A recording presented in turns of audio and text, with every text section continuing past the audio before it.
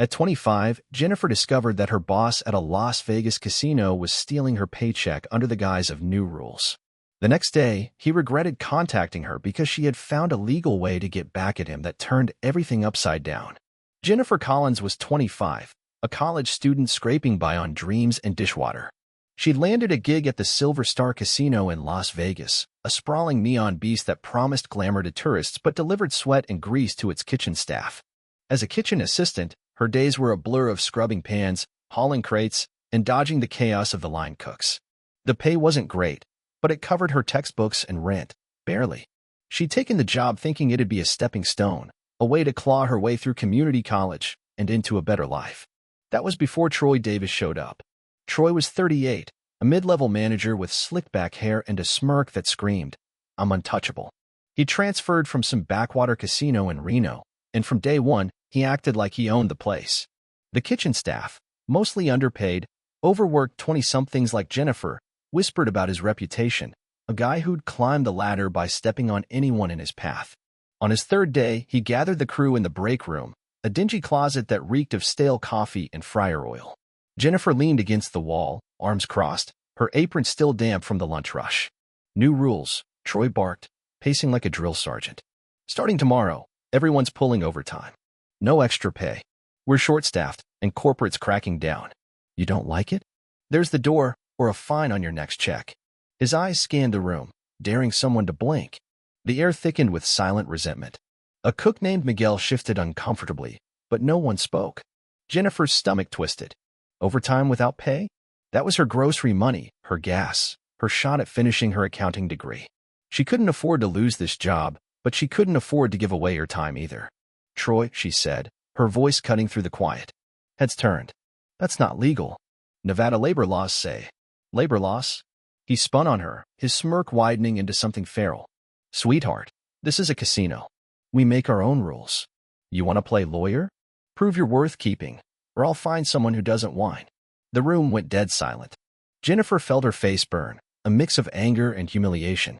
She clenched her fists, nails digging into her palms. She wasn't some pushover, but she wasn't stupid either. Walking out meant no reference, no backup plan. She swallowed her retort and stared at the floor. That night, she clocked out at 10 p.m., her hands raw from scrubbing pots. The Vegas Strip glittered outside, all flashing lights and fake promises, but the kitchen was a different world, hot, loud, and unforgiving. As she grabbed her bag from the locker room, Miguel sidled up, his voice low. "He's full of it, Jen.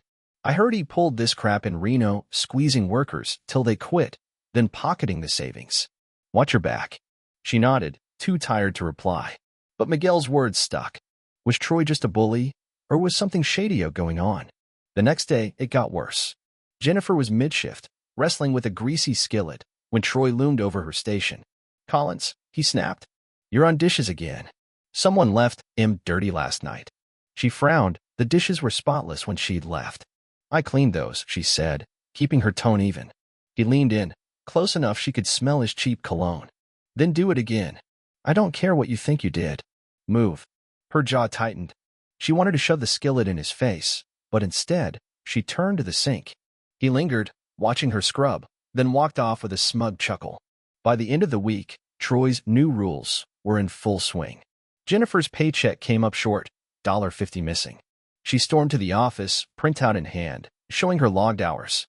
"This is wrong," she said, slapping the paper on his desk.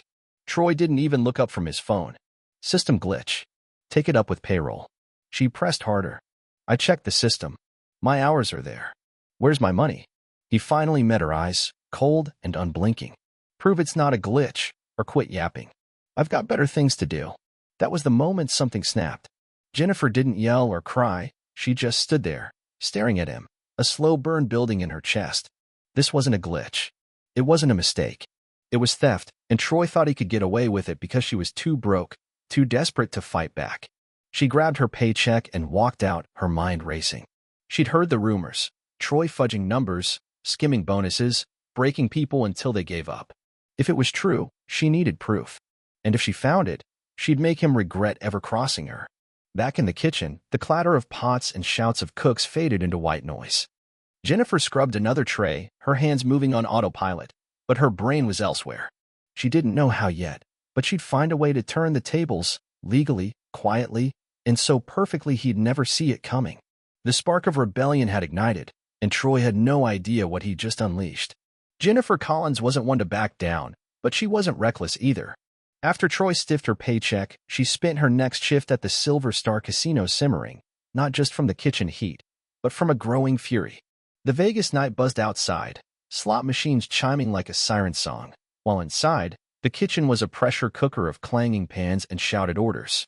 She scrubbed a stack of plates, her knuckles white, replaying Troy's smug dismissal, "Prove it's not a glitch." He thought she'd roll over. He was wrong. She'd started noticing things. Troy wasn't just a jerk, he was sloppy. He'd linger by the time clock, scribbling on a clipboard, then vanish into his office for hours. The cooks whispered about missing tips, hours shaved off their checks. Miguel, the wiry line cook who'd warned her, caught her eye during a lull. "He's at it again," he muttered, nodding toward Troy's office. "Saw him tweak the system last week. Bet he's pocketing the difference." Jennifer's pulse quickened. If he was rigging hours, there'd be a trail. She just had to find it. That night, she stayed late, volunteering to close up. The kitchen emptied out, leaving only the hum of the exhaust fans and the faint drip of a leaky faucet. Troy's office door was cracked open, light spilling into the hall. She crept closer, her sneakers silent on the tile. Through the gap, she saw him hunched over at his laptop, muttering to himself. On his desk sat a stack of payroll sheets, names, hours, totals. Her name was there, circled in red, with -50 scrawled beside it. Her breath caught. That was her missing money. She pulled out her phone, hands trembling, and snapped a photo just as Troy's chair creaked. "Who's there?" His voice sliced through the quiet. Jennifer ducked back, hard hammering, and bolted to the dish station. She grabbed a sponge and started scrubbing as his footsteps echoed closer. He appeared in the doorway, eyes narrow. "Collins? What are you still doing here?" She forced a shrug, keeping her voice steady. "Finishing up. You said the dishes were dirty." He stared, suspicious, then grunted and retreated. She exhaled, clutching her phone. She had evidence, but she'd almost been caught. The next day, Troy doubled down. He cornered her during the lunch rush, the kitchen a chaos of sizzling steaks and barking orders. "You're on grill duty," he snapped, shoving a spatula at her. "And overtime tonight. No excuses." She glared. "I'm not trained for the grill, and I've got class tomorrow." His lip curled. "Then skip it. You want to keep this job or not?" Before she could snap back, a server dropped a tray, and he stormed off to yell at someone else. Jennifer seethed.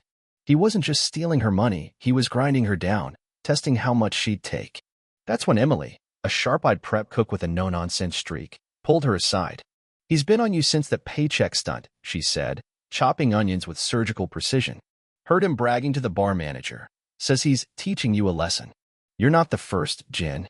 Emily wiped her hands, lowering her voice. "Last year, he ran a girl named Tara out. Same crap, cut her hours, kept the cash. She quit, and he laughed." Jennifer's jaw tightened. "Why's he still here?" Emily smirked. "Casino covers for him. Hates lawsuits more than they hate unions." Unions. The word hit like a spark. The Silver Star despised them. Anti-union posters plastered the break room, warning of greedy manipulators. But if Troy was breaking laws, a union might listen. Jennifer tucked the idea away, her mind racing. She couldn't confront him yet, not without more proof. That night, she checked the photo again, zooming in. The payroll sheet showed her hours logged correctly 40, before Troy's -50 edit. It wasn't a glitch. It was theft, plain and simple. Friday brought the breaking point. Troy called a staff huddle, his voice dripping with fake cheer. "Good news, team. Bonuses this month for the loyal ones." He shot Jennifer a pointed look. "Some of you need to step up." She checked her stub later. No bonus, and another $20 gone. She stormed to his office, fist clenched. "Where's my bonus, Troy?" He leaned back, smirking. "You didn't earn it. Too busy whining." She slapped her phone down, the photo glaring up at him. "This says I worked 40 hours. Where's my $50 from last week?" His smirk faltered, just for a second, before he snatched the phone. "What the hell is this? You sneaking around my office?" He stood, towering over her. "You're done, Collins. Pack your crap." Panic flared. She couldn't lose this job. Not now, but she held her ground. "Fire me, and this goes to HR. Or higher." He froze, eyes darting. Then he laughed, low and mean. "Try it." No one will believe you over me. He tossed her phone back and walked out. Jennifer stood there, shaking, but not from fear. Rage burned through her, hot and clear. He thought he'd won, thought she was bluffing. But she wasn't alone anymore. Emily's words echoed. Unions. Tara's story lingered. He'd done this before. That photo was her weapon, and she'd find more. Troy had turned up the heat, but Jennifer was ready to fight fire with fire. Legally, relentlessly, and smarter than he'd ever expect. Jennifer Collins felt the weight of her phone in her pocket like a loaded gun. That blurry photo of Troy's payroll sheet, her hours slashed, his handwriting damning, was her first real shot at him. The Silver Star Casino's kitchen roared around her, sizzling grills, clattering trays, the sharp tang of burnt oil in the air. It was Saturday, the busiest night of the week, and Troy was in rare form, barking orders like a king on a greasy throne. But Jennifer wasn't breaking dishes or buckling under his glare anymore. She was plotting. She'd spent the morning digging. A quick Google search on her cracked laptop confirmed what she'd suspected. Nevada law required overtime pay, and altering hours was flat-out illegal. Troy wasn't just a bully, he was a crook. Emily's tip about the union gnawed at her too. The Silver Star hated them, sure, but that fear could be leverage. If she could prove Troy's game, she might not just save her job, she might bury him. The trick was staying one step ahead. Troy didn't make it easy. During the dinner rush, he zeroed in, his voice cutting through the chaos. Collins, you're on cleanup, alone. Rest of you, clock out early. The crew hesitated, glancing at Jennifer. She nodded them off, her jaw tight. Alone meant vulnerable, and Troy knew it. As the kitchen emptied, he lingered, tossing her a rag like she was a dog. Miss a spot, and it's your last shift. Got it. She didn't answer, just scrubbed, her mind racing. He wanted her isolated, worn down. She wouldn't give him the satisfaction. That's when she saw it, his office light flickering on again. He'd left the door ajar, too cocky to lock it. Her pulse spiked. Another chance. She waited until he stepped out, yelling at a server in the dining hall, then slipped inside. The room stank of sweat and cheap cologne. His laptop was open, payroll software glowing on the screen. She scrolled fast. Her name, Miguel's, Emily's. All with hours trimmed, bonuses rerouted to a miscellaneous fund. Her hands shook as she snapped more photos, each click a heartbeat.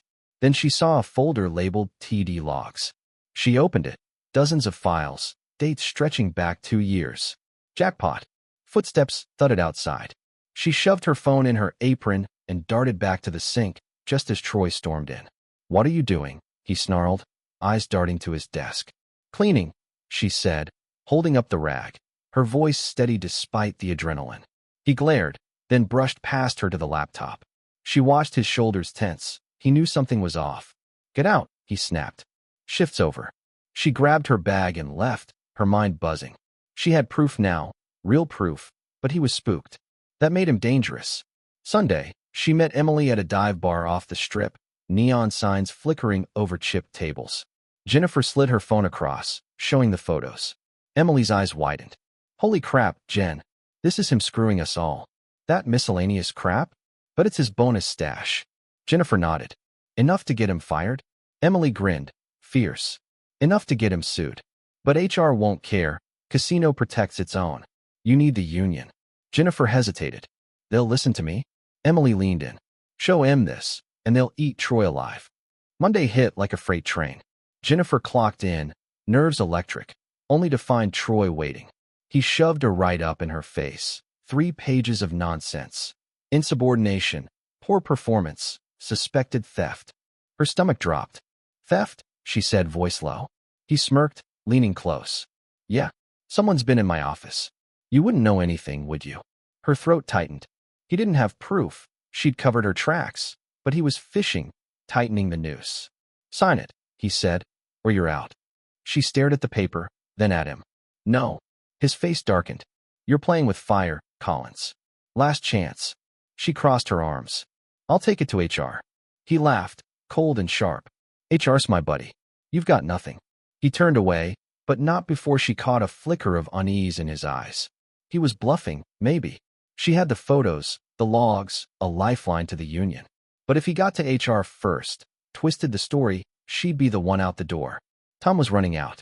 That night, she called the local union rep, a gruff guy named Ray. She explained everything: hours stolen, bonuses siphoned, photos as proof. Ray listened, silent, then said, "Send me what you've got. If it checks out, we'll move fast. Casino'll hate it, but that's their problem." She emailed the files, her hands trembling. It was done. No turning back. Tuesday morning, Troy upped the ante.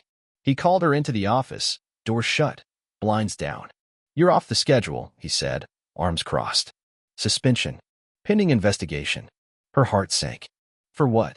He leaned forward, voice a hiss. "You're a liability.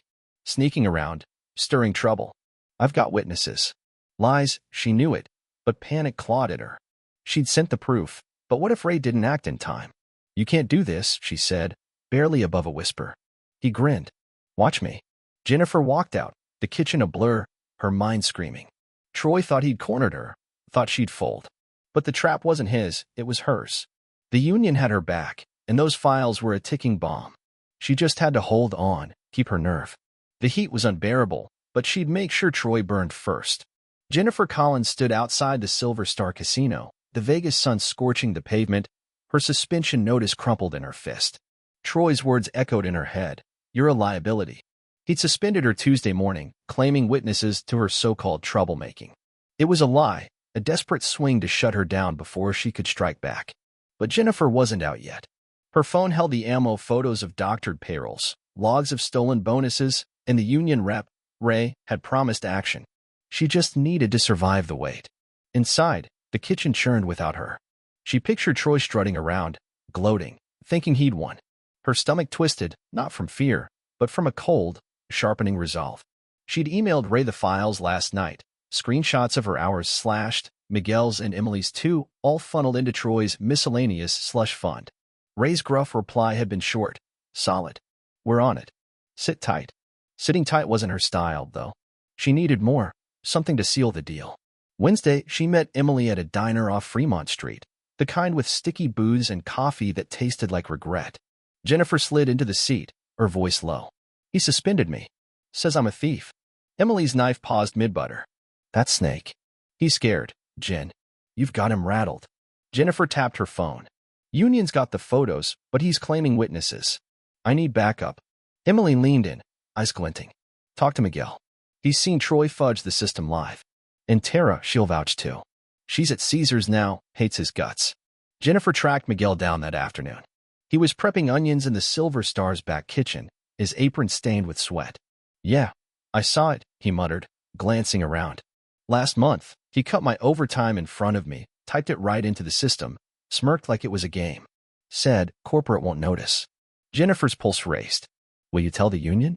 Miguel hesitated, then nodded. "If it screws him, I'm in." She texted Ray, another witness. The net was tightening. Tara was next. Jennifer found her at Caesar's Palace, a sleek upgrade from the Silver Star's grime. Tara, a wiry brunette with a smoker's rasp, lit up when Jennifer explained. "That bastard ran me out too. Stole my last check, $200, and laughed when I begged. I'll talk to anyone who'll listen." Jennifer recorded her statement on her phone, every word a brick in her case. By nightfall, she'd sent Ray a package, Miguel's account, Tara's testimony, and a new photo she'd snapped of Troy's latest payroll tweak, caught when she'd snuck back during a delivery chaos. Thursday, the union moved.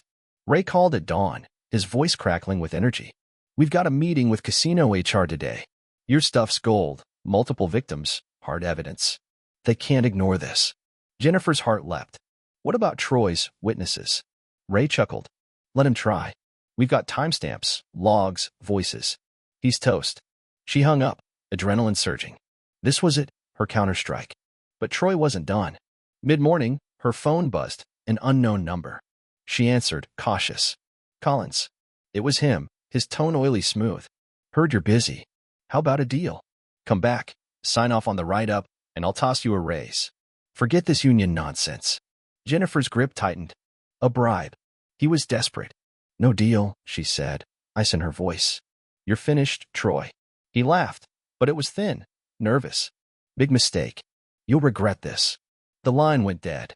By noon, the casino was abuzz. Emily texted. "Union reps just walked in. Troy's freaking out, yelling at HR in the office." Jennifer paced her tiny apartment, nerves frayed but electric. She imagined the scene, Ray laying out the photos, Miguel's story, Tara's venom, all crashing down on Troy's lies. At 2 p.m., Ray called again. HR sweating. They're launching an audit, full books, last 3 years. Troy's locked in a room with them now. You've got him by the throat. Jennifer exhaled, a shaky laugh escaping. An audit. That was more than she'd hoped. Troy's miscellaneous fund, his years of skimming, it'd all unravel. But doubt nagged her. What if you wormed out? Slipped the blame? She texted Emily. Any word? The reply came fast. He's claiming you hacked the system. HR's not buying it. Your timestamps check out. Relief flooded her, but it wasn't over. Friday morning, the hammer dropped. Ray met her outside the casino, a grizzled bear of a man with a rare grin. Audit's halfway done. Found $12,000 missing, your hours, others, all traced to Troy's overrides. He's suspended, pending termination. HR's begging us not to sue. Jennifer blinked, stunned. $12,000? Ray nodded. Tip of the iceberg.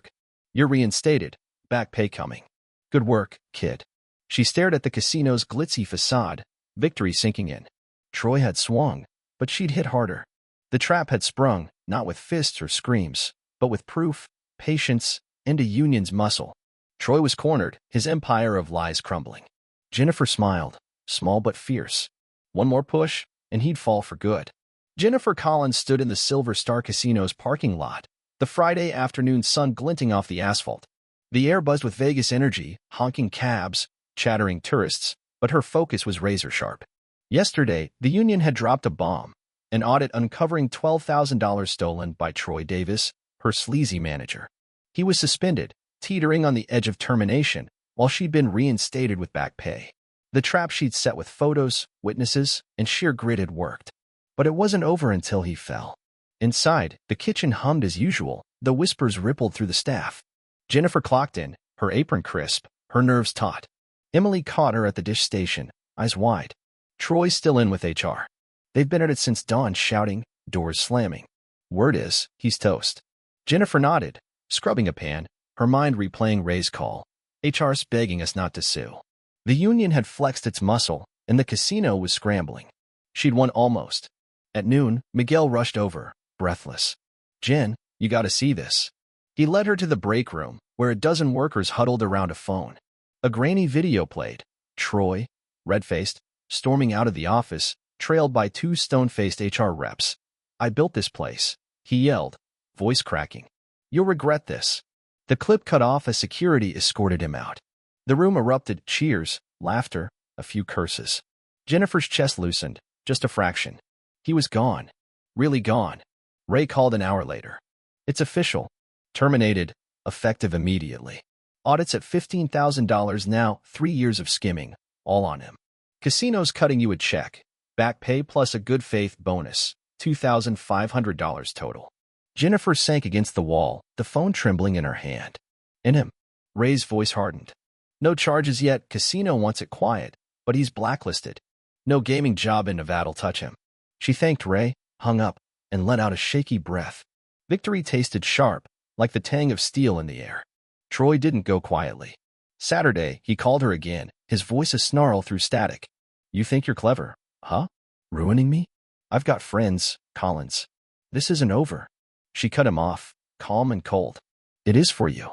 Goodbye, Troy. She blocked the number, her hand steady now. He could threaten all he wanted, his power was ash, and she'd lit the match. Monday, she walked into the kitchen a hero. Cooks clapped her on the back, servers slipped her extra coffee.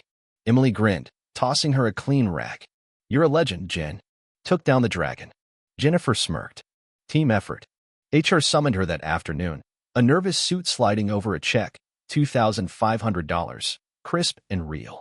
We're sorry for the oversight, he mumbled. Policies changing, no more miscellaneous funds. She pocketed the money, her silence louder than words. They'd learned the hard way. The fallout spread fast. By week's end, the casino posted new rules.